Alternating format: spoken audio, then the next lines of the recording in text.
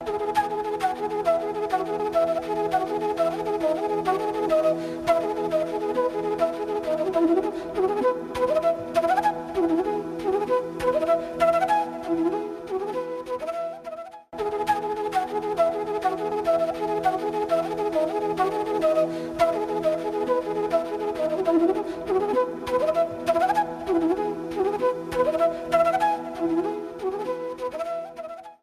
afternoon. Welcome to EduSat Network. Friend, as you know, we have organized a series of lectures on export-import management. We will try to know the various facets of export-import, but we will begin our lecture with the Exim policy. What are the policy government try to follow for the benefit of their own own exporter and importer, and also considering the cases of the recipient other countries. So I think this lecture will help us to understand export-import management in a new perspective. And for discussion on this very topic, we have in the studio Dr. Satish Kumar. He is a senior assistant professor and a renowned columnist. So I think his knowledge and experience will help us to understand the Exim policy in a new way. So on your behalf, I welcome Dr. Kumar for EduSat lecture. Welcome, sir. Good afternoon, everyone. Once again, it is my pleasure to be here to discuss with you the various themes and the subjects which is related with the trade policy of the Indian government, as well as the India's positioning in international forum. Let us first analyze what is Exim policy. As we all know that Exim policy is basically about balancing the export and import. In the layman terms, when we analyze that, the trade is when we analyze the two countries' trade, like between India and China, and we say that the trade is in favor of China, it means that we import much and export less. So there is imbalance, and that is why the trade is in favor of China. If we export more and import less, then definitely the trade is in favor of India. That is the layman understanding. So the whole gamut of a mechanism under which the trade is controlled, trade is being expanded, it comes under the Exim policy. So every country has its own Exim policy. And India, as we all know that it has Exim policy. First of all, in categorical terms, the beginning of Exim policy has started in 1962. After that, it went on, there was an ideological debate whether a state should be open to the many that international institutions, or it should control its economy. So the debate continued, and first time in 1985, then the Commerce Minister Vishwanath Pratap Singh, under which a committee was constituted to formulate an Exim policy. And the committee has come out with its recommendations, and a new Exim policy has in fact, it started in 1985. Since then, a lot of changes have taken place within the country and outside the country.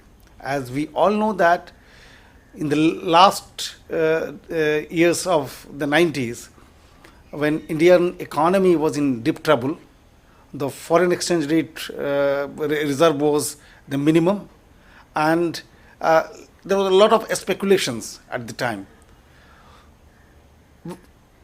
At the moment of crisis, the Indian government approached the international bodies which provide loan to the countries on certain conditionalities.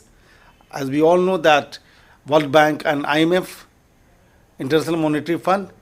So when India approached these bodies, they categorically explained to Indian government that we are willing to provide you loan, but at the same time, you have to fulfill the certain conditionalities of these bodies. And under the pressure, India had to obey, India had to adjust its policies according to the conditions of this international forum.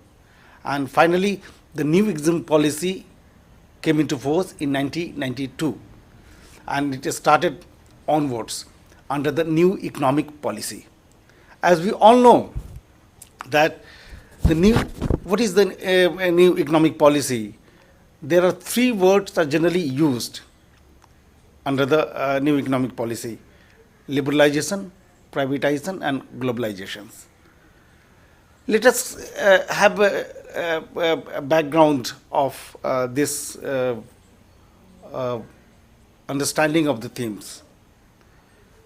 As we all know, the state, when India became independent, Nehru, the first Prime Minister of India, was in more favor of a mixed economy.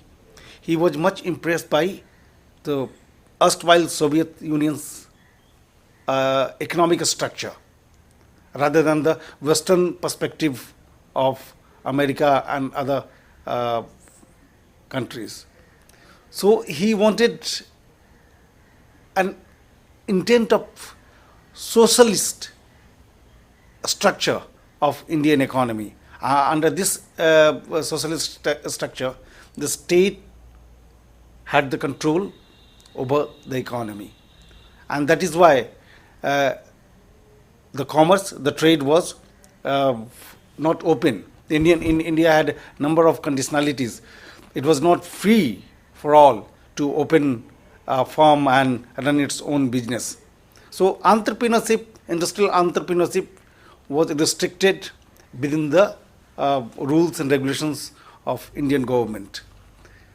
But with the changes which started taking place in the early 80s, and it pressurized the Indian government to follow the norms and conditions of the international bodies like IMF and World Bank, it opened to the world. And since then, there is no backlooking, and Indian government went on and became one of the important and leading players of the international market. As we all know, that India is being subjected and India is being called an emerging power of the world. India has become an emerging power not only on the basis of populations, not only on the basis of its strength on arms and ammunitions, and not merely by exploding the nuclear bomb, but because of its economic giant leap which has taken place under the new economic policy which started in 1991. Since then, India is categorized as an emerging power of the world, and in which trade is a very important segment. Trade with other, later on we will discuss the different zones under which Indian trade is connected, Indian trade is being done. But in the background, it is very important to know these three words, how it has impacted the new economic policy of the Indian government. Privatization and liberalizations, these are the tools of policy. And globalization is impact of these two policies. Earlier, India had a license Raj. All the commodities were not open. And you might have heard that the foreign goods in India, as today you go to any malls, you will find anything which is made of the foreign countries are easily available in any shops. But before 1991, Before 1992, when the new Exim policy was not initiated, the foreign goods were sold in Indian market, not openly. It was merely available in very handful of the shops, which were being called the chor bazaar. But now today is open. You can have what you can get it in America, what you get it in Britain, that is available in Indian market. So this has happened because of the change of the policy which have taken place under the Exim policy. So under the liberalizations, the license Raj was open. The regulatory methods which were the policy mechanism in India was removed, and now it was more or less free for any entrepreneur, a business entrepreneur, to open its own firm. So a number of mechanisms were taken under the liberalizations and privatizations. The government sectors were allowed to disinvest. It means that whatever the PSU, the public undertakings, were open to the private sector. They were handed over to the private sector to play a major role. Secondly, many sectors which were controlled by the state, as we all know that it is a very long debate which is still going on in India, because India has followed from the beginning a mixed economy, a privatization plus state regulatory methods that continued for almost from 52 till 90, means 4 decades is continued unabated. But when the process of liberalization started taking place and it became compulsive for the Indian government to open its face to the world, and without it cannot achieve and it cannot be a good competitor in the international market, then it opened it. And for that, Indian government had to initiate the process of privatizations. The major companies, not only the Indian, but foreign countries, they started taking roots in different Indian cities. The policies of the Indian government was also liberalized, under which anyone can initiate the process of the trade within India. So these were the factors which initiated a flow of globalizations. As we all know that this world has become a globalized world in which MNCs, multinational companies, play a very important role. So it needs a lot of things. It needs your goods should be up to the standard of the international market. If it is inferior, then you cannot compete in the international market. As we all know that for the last many years, you go to any shop, you will find that the Chinese goods have been dumped. Not only in India, but many South Asian countries, including America as well. Because these goods are cheap. But a lot of newspaper clippings and a lot of articles have started appearing.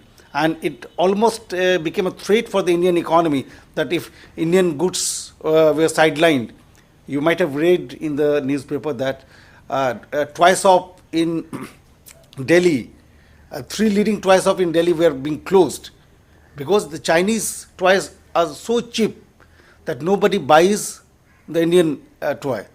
And finally, they were on the road, they became bankrupt, and they closed their shop. It is happening in other sector as well. So at the same time, maintaining the quality and price of the commodity are equally important for the country to compete in the international market. But nevertheless, Indian government was never hanky-panky. It did not believe that the Chinese goods are going to remove the credibility of Indian goods. And gradually, as we see the turnover in the market, the Indian goods in the different sectors are also becoming a threat for China. So India has come up from its a minor role to a major role in different commodities, whether it is automobiles, whether it is a computer, or it is knowledge, in many other sectors where India is competing hand to hand, neck to neck with the Western countries, as well as the emerging market, which is supposed to be a threat for the international trade, is Chinese. So this is a good symptoms, and this is a good beginning for India. In the last 2 decades, India has come up in a joint way to facilitate its trade with different countries of the world. So this is the background of the Exim policy. This is the background of how our trade has evolved from a state control to almost a part of the global network. Now, what is the purpose of the Exim policy? Under which the policy which was just started in 1992, which was for the 3 years. Later on, it was extended for 5 years, and finally, in 2009, the Exim policy was implemented with certain recommendations and changes. But the purpose of the Exim policy is more or less the same. The first purpose, which was initiated and mentioned on the website of Indian government, is to double the trade. Maximum export. Maximum export means we have a lot of resources. In somewhere, the resources are not properly utilized. So what is the purpose of the Indian government under the Exim policy? To maximize the export, but at the same time do not disturb the internal system of needs and requirement of the Indian government.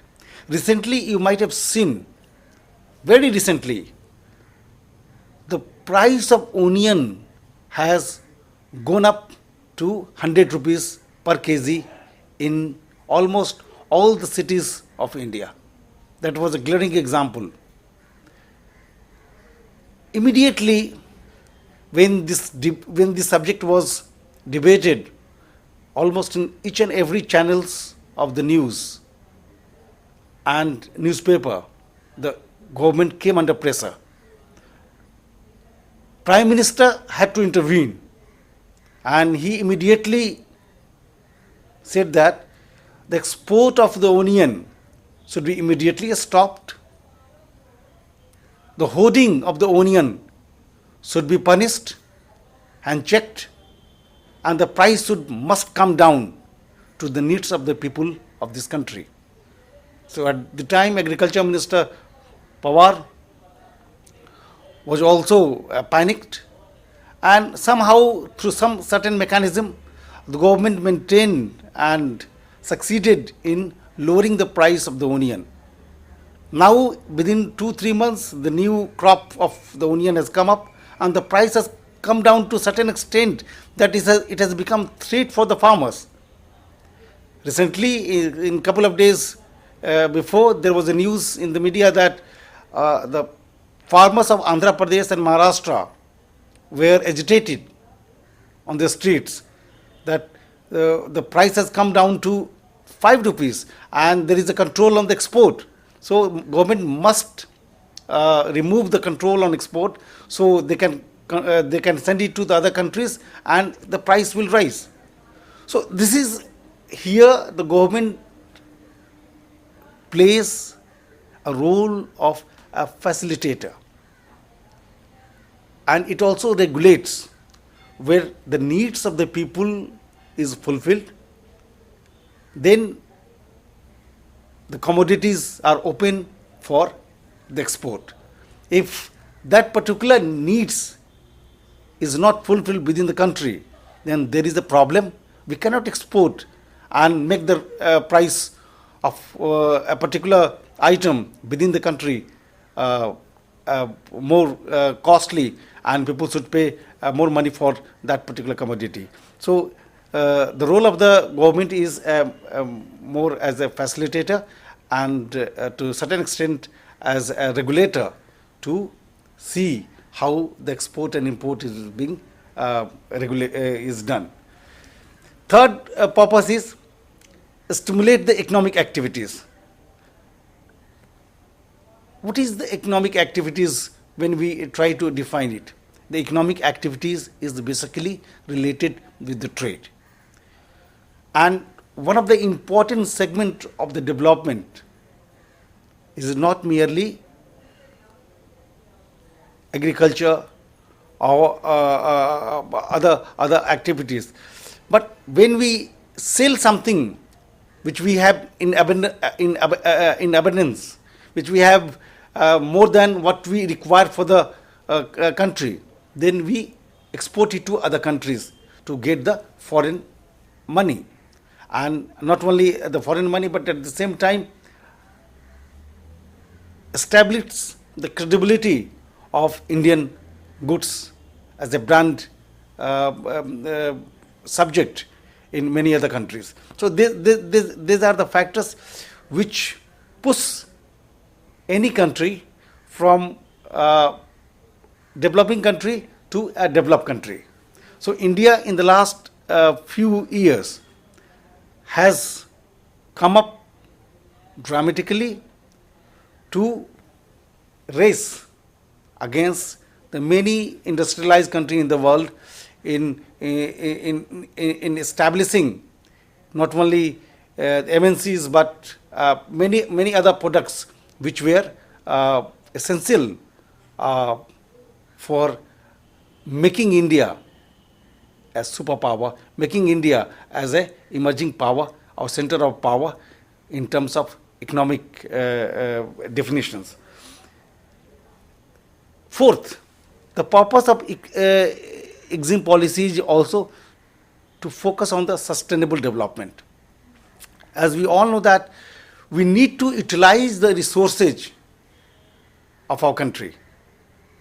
We need to utilize the resources of the country, but at the same time, we cannot overuse the resources which become threat for the environment.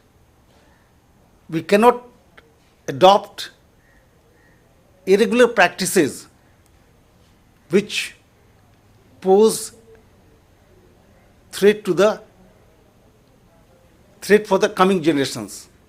So there is a need to carve out a balance between development and sustainable development.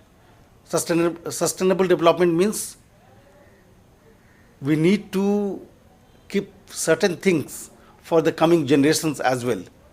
It is not overnight. Life does not end in a day or two. We want to have a proper meal for the people of this country for today. At the same time, we also want to have the proper meal for our coming generations. And for this, merely to bounce back from low income trade to high income trade by maximizing the trade policy, by violating all the rules and norms of this country, could be disastrous. So it needs that we must follow the conditionalities of sustainable development, in which the prospect for future development should remain intact. The fifth target and the purpose of the Exim policy is to create new jobs. As we all know that one of the biggest problem of Indian economy is unemployment. There is a large segment of the population live within the poverty line. The government figure is still 33, almost 33%, but practically, if you analyze under the standard of economic parameters, we find that more than 40% people are below the poverty line.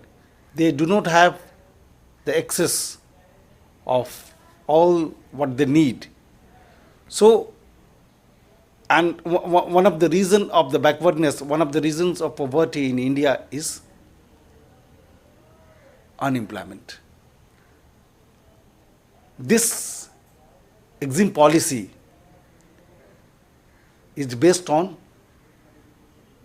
to not only liberalize and open to the world market, but at the same time create such a situations in which multinational companies, they come and establish their offices in India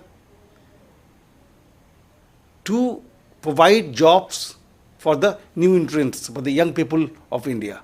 As we all know that in the coming few years, India is going to have the largest number of young people from the age of 14 to 28 or 30 years. The age group is going to be the largest in the world. And for that, India needs to have a very strong policy where this young crowd is properly absorbed.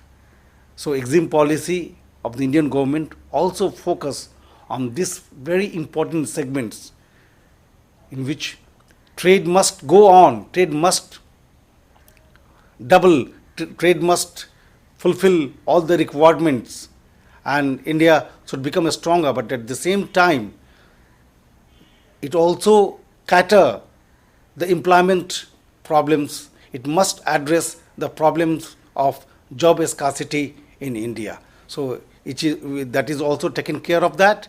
And in last few years, a different kind of jobs, and the Prime Minister has also promised that in the coming years, more than 50 lakh jobs will be created in India. So it is in which the Exim policy is a major segment to expand the horizon of job opportunities in India. Enhance technological strength. Sometimes it is debated in India that Indian economy, Indian trade is lagging behind, or it is not on the fast forward move because of the technological incapability or incompetence.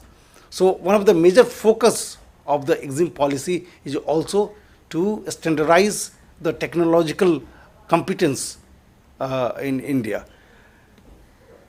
At the same time, after achieving a parameter of international standard, it has to meet the international parameters of the quality of the product. As we all know that this is a globalized world in which the more competent will compete better than others.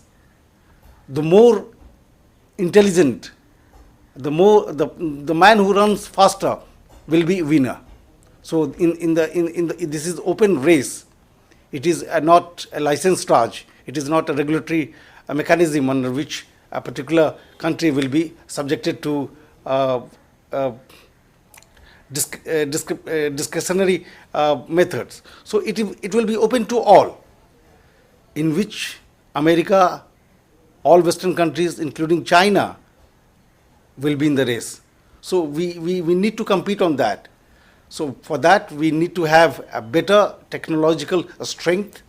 We need to have a better competence so far the knowledge is concerned, so on which India can move forward to make its economy more sustainable and strong.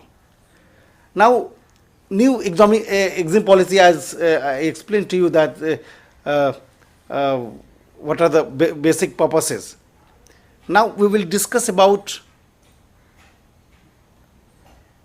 the major zones in which the trade of India is being done. And there are many parts of the world in which India has a very good relationship. Since the beginning of India as an independent country, we all know that we never became the part of a particular ideological brand of international system. And as we all know that from Second World War to demolition of the German wall, the world was divided under the Cold War,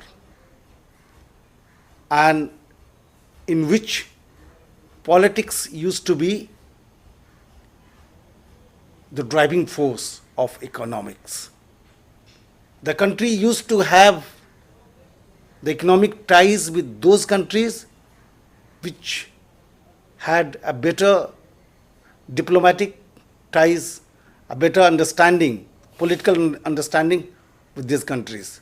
So America led Western power, and erstwhile Soviet Union led socialist group were completely divided, and India was neither the part of the two.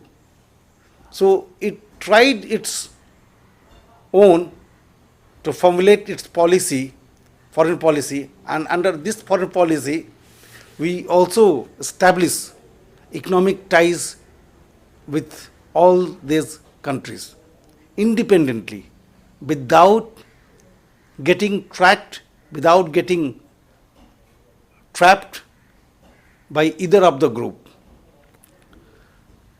But after 1990, when the New World Order was being focused, economics became the driving force of politics.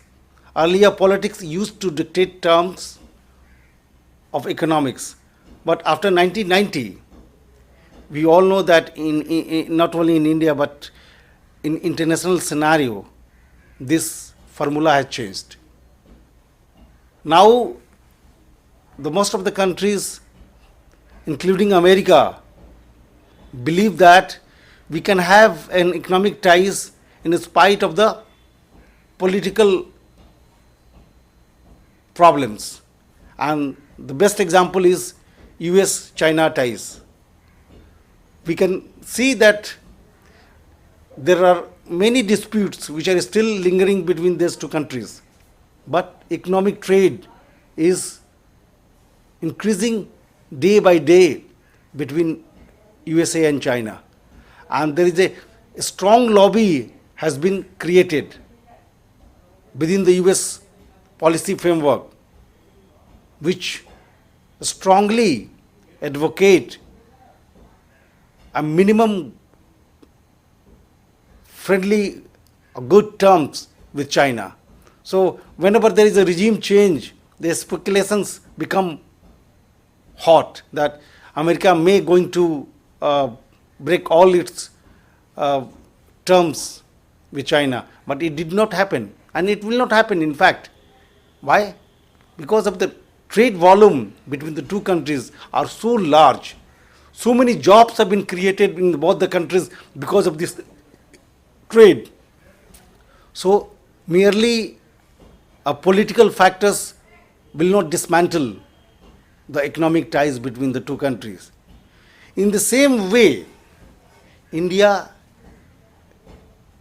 in the last few years, in the last few decades, has increased its volume of trade with the many countries of the world. And as we all know that the largest trading partner of India is USA, in which we have a multi-layer trade agreements were signed. Definitely the political problems between the two countries have been ignored.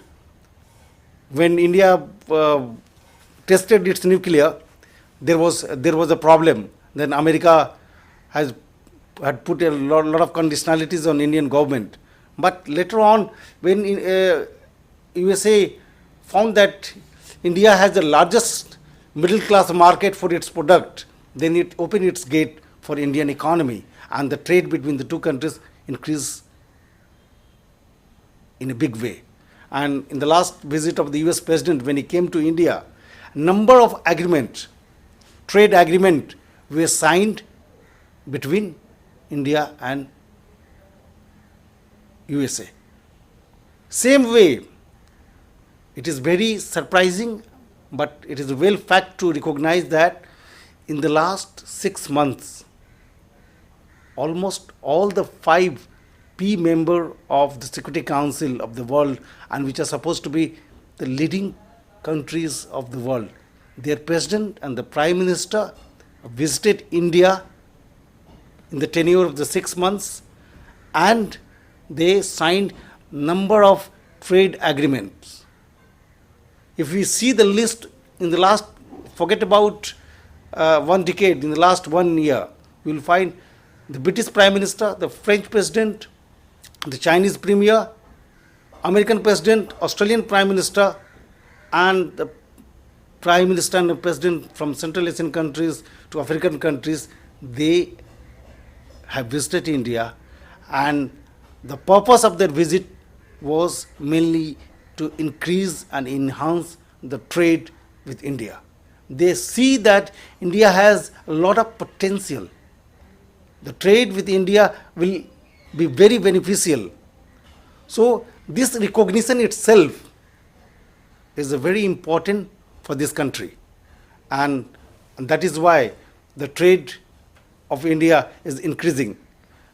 But still, if we compare the Indian trade in the international market, the last decade it was merely 0.92%, it is less than 1%. But it has gone up to almost 1.32% in recently. But it is an attempt to increase the Indian trade under the new Exim policy by almost 25% annually. And this new Exim policy, which was started in 2009, will continue till 2014. So the target is to increase the volume of the trade almost by 25%. So if it continues under the guidelines of the new Exim policy, the share of the trade, world trade of India, will definitely go up from to 1.32 to more than 2%. It could be possible to 2.5%. So these are the targets of the new Exim policy of the Indian government. What are the major zones? As I was discussing about, one was USA, as we discussed. European Union is another trade bloc under which India is much interested, and it is the leading, second leading trading partner of India. China is another leading trade partner. There is definitely problems. There are political problems, but political problems could be kept aside by looking at the large volume of trade prospect between the two countries. Now we have Lucas policy. The Lucas policy is basically based on to stimulate the trade with Southeast Asian countries.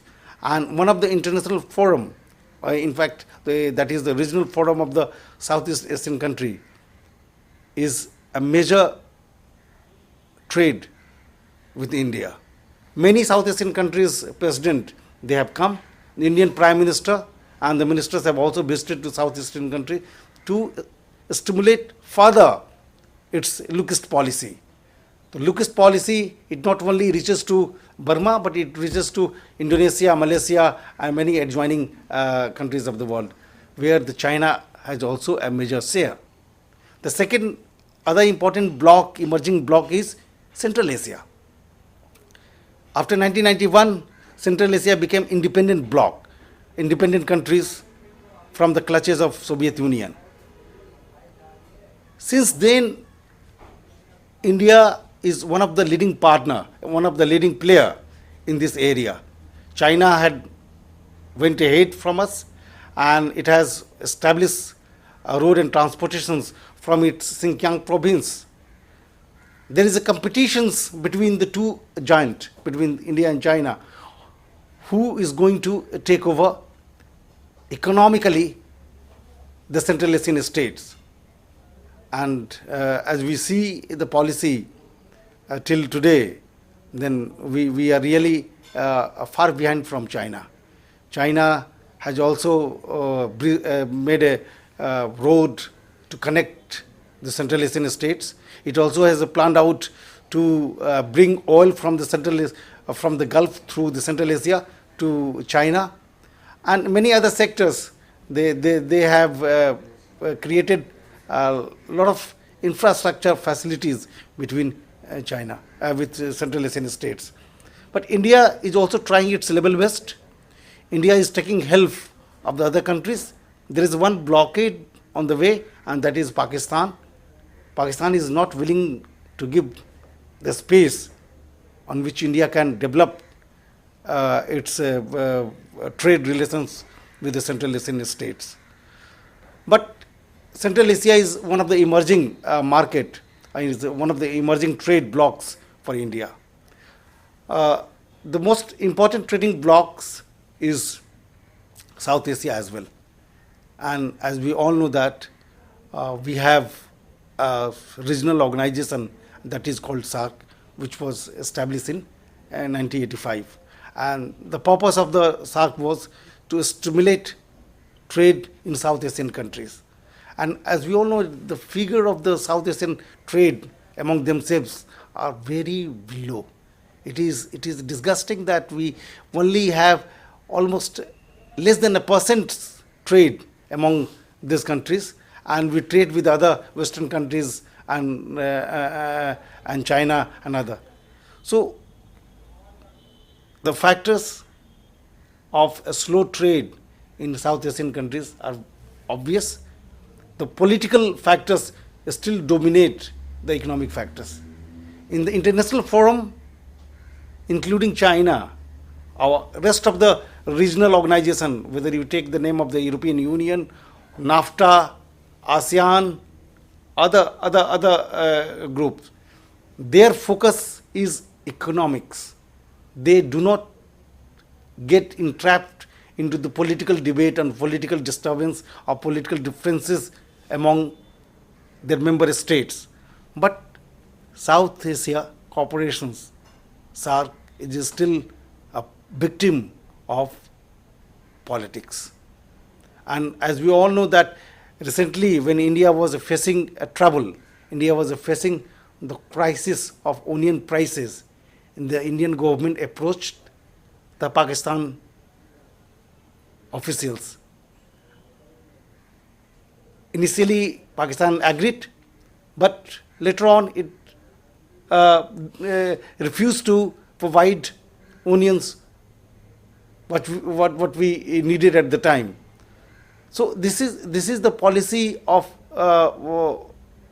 retrogressive approach, where we are so close geographically that we can face and sort out many problems. There are many examples like sugar.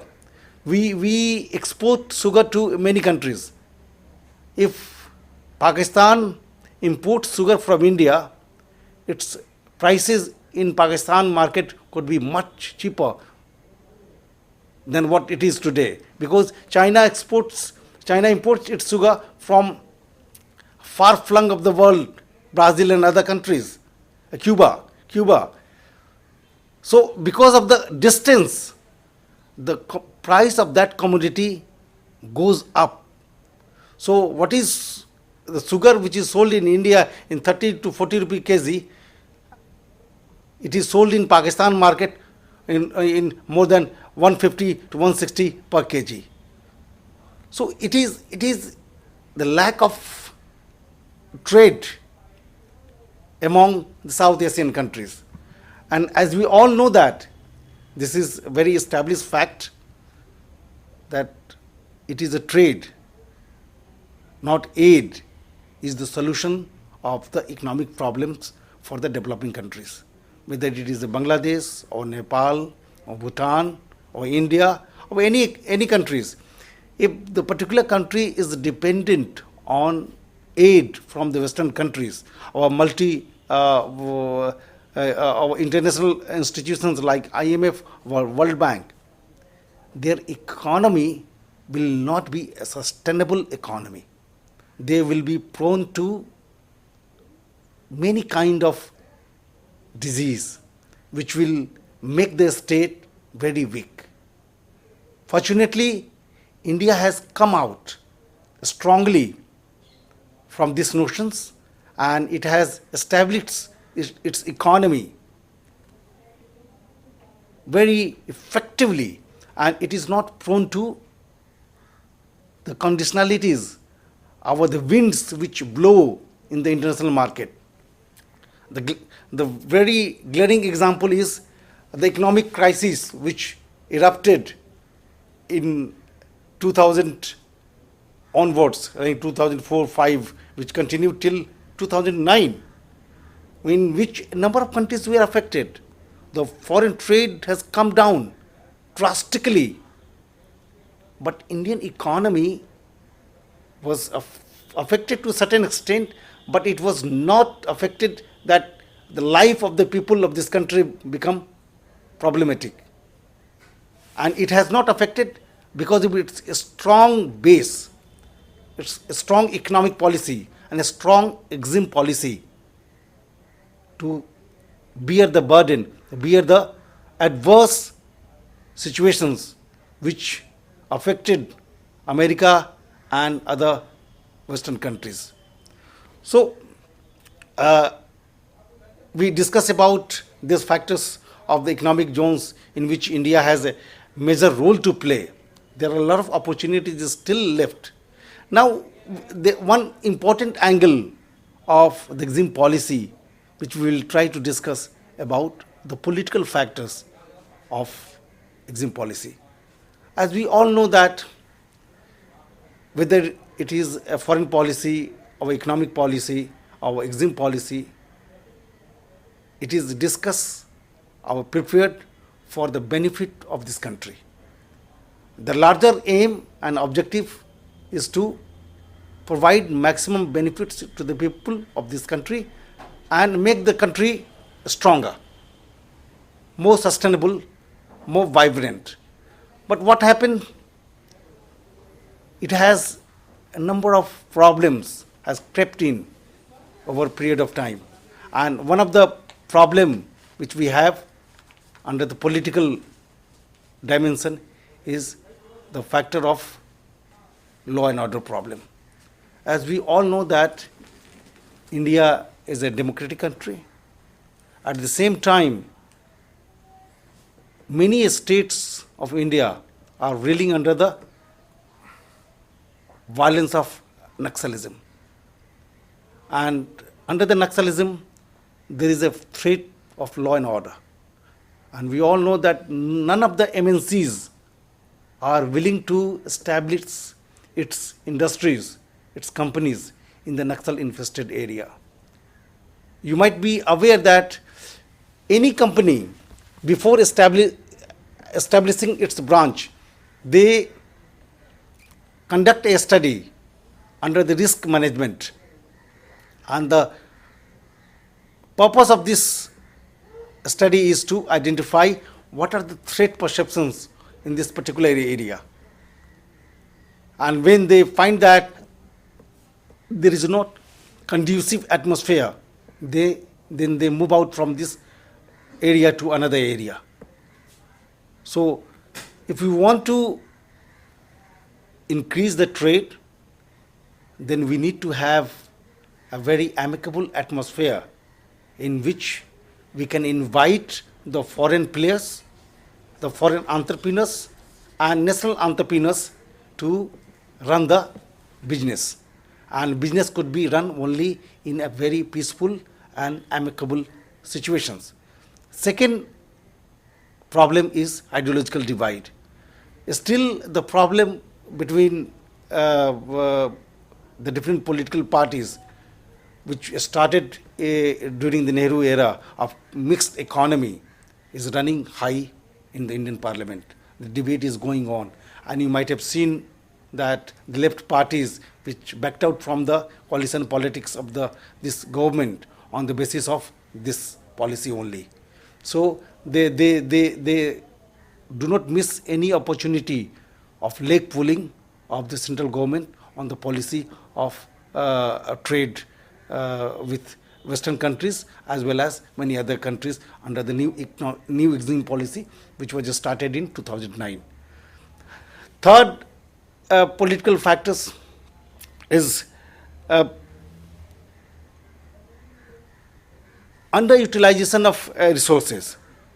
Underutilization, as we know that India is a very important and rich country in many segments, like the sector of tourism is not properly utilized. There are many places in India which can become a hot place for the foreign tourist, and if they come, this area will become rich in terms of economic gain. So that will also increase not only the attraction of India, but at the same time investment of the foreign money will come by proper utilization and focusing on our strength. Another problem, the political factor, is corruption is also a very important segment. Whenever the trade volume, we compare anything which we have bought from the foreign countries, the lobbying in the parliament and lobbying in the policy making to implementations, there is a lot of gaps. And in each deal, we find there is a scam that not only deregulates the trade ties with that particular country, but also defaces the credibility of Indian trade and India as a country. And in the last many years, whether it is UPA government or BJP government or many other governments, this kind of corrupt practices which were being followed in the trade are one of the challenges for India. There are other various challenges, the problem of insurgency, the problem of terrorism. That could be also analyzed as a threat perceptions in terms of trade. These are the internal factors. If you see the external factors, what are the major threats? One is terrorism is important. If India is remain prone to terrorist attack, then there is going to be a slow trade. When Bombay was attacked, many foreign, not only the tourists, but the people, those who wanted to initiate a business in India, were backtracked. So this government has to make it sure that we are capable of protecting the economy and trade terms with India from the foreign invasion. Then we need to root out the threat of terrorism. So terrorism could be one of the bottlenecks which India is reeling up for the last many decades, and it has to cope up with this kind of problem.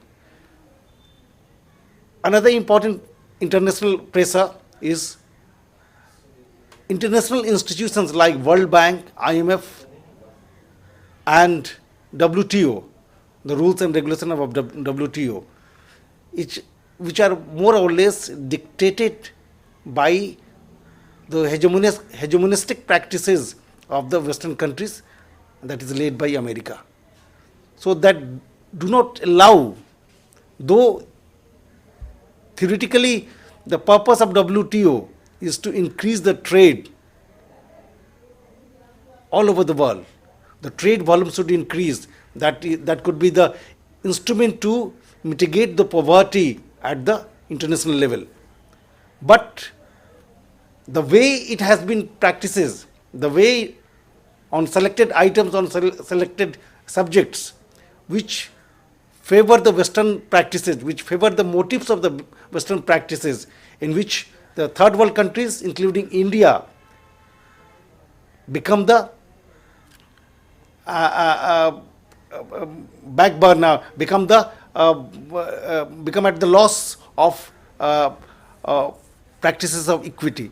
Means we need to have equal distributions, equal rules for smaller countries and Western countries, but these practices are not strictly followed. So India has been at the WTO meeting at Doha, and later on also very strongly fought for not only its own cause but the cause of the third world countries. And recently, couple of days back, there was a meeting with India with the 48 least developed countries of the world. These least developed countries belong to Gulf countries, belong to African countries and Latin America, and few from Asia. And the purpose of India was to bring them together, and not only bring them together but to motivate them to increase their trade among themselves, not the trade with the Western countries. And as we all know that all these least developed countries trade among themselves, the total volume of the trade which they trade are more than 40% trade are being done by themselves. So the purpose of India is to increase the volume of trade among themselves, so their dependence on the Western countries become lower and much lower, and they should become much more sustainable. So overall, what we try and what we need to learn from here, that any Exim policy of any country is based on increasing the volume of trade, and increasing the volume of trade by keeping the needs and requirements of the people of that particular country, at the same time establishing the credibility of that country in the international market, and making as a superpower of making an important center of the international game of the trade.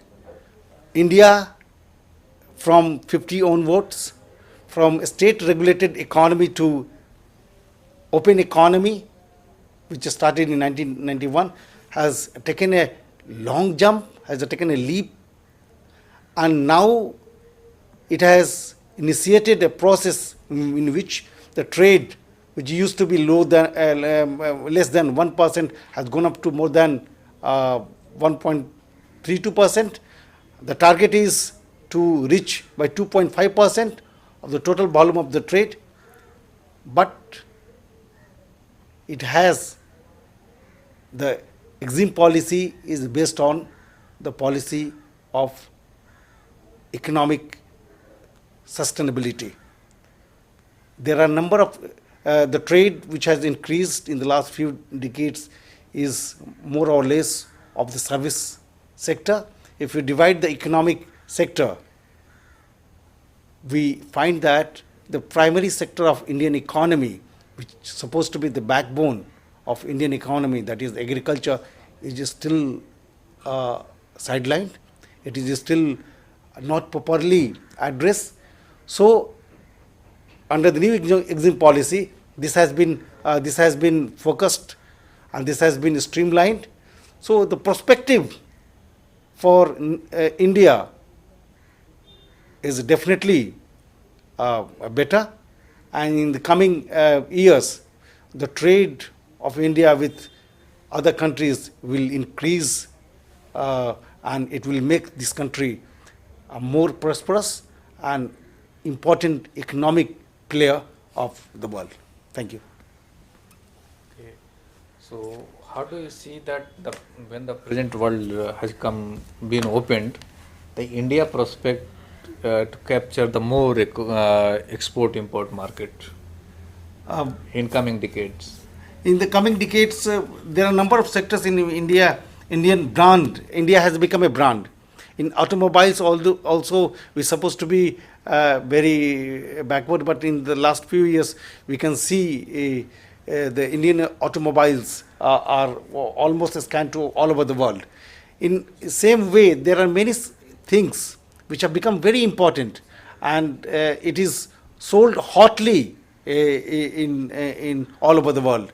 Some of the Indian companies have become a favorite brand for not only the Asian countries but America as well as Western countries. So I think that India has come up from a long way, and the future seems to be very very bright. So, and especially while doing with the trade with the neighboring country, what precaution and what the prospect and challenges we have? As I mentioned, that the one important factor from the Cold War, during the Cold War, from Second World War to demolition of the Berlin Wall, the paradigm of international politics has changed. Earlier, the politics used to dictate the economics. Now, the economics dictate the politics. But in the context of South Asia, it is very unfortunate that still politics is dictating the economics, and the politics is dictating the trade. That should be removed. So this is a major challenge, and India is gradually coming out. Except Pakistan, India has established multi-layer trade agreement with Sri Lanka, Bangladesh. It is sorting out the political problems, or ignoring the political problems, and trying to figure out a smaller group within the SAARC to stimulate the trade ties. Okay. So, well, friend, today we have more discussion at the policy level. Tomorrow and subsequent lecture, we will discuss how the different arena